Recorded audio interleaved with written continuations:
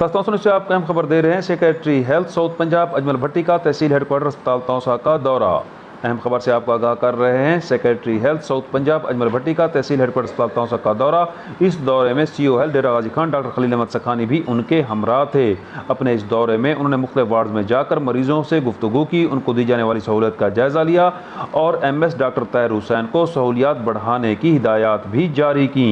अहम खबर से आपको आगाह कर रहे हैं। Secretary health south Punjab Ajmal Bhatti tehsil headquarter अस्पताल तौसा पहुंच गए।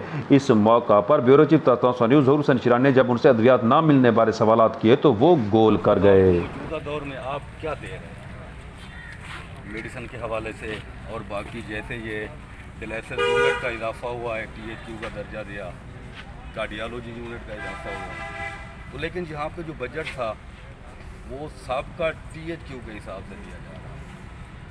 थोड़ा इस हिसाब से आप बता दें, इस पे आप क्या बताएं क्या करना है। ठीक है सर जी, नहीं वो इशू नहीं है। MS साहब मेरे सामने हैं, MS साहब से मेरी बात हुई है। ये कहते हैं हमें बजट नहीं मिल रहा। मैंने कहा आप नहीं, मेरी बात सुना सर जी।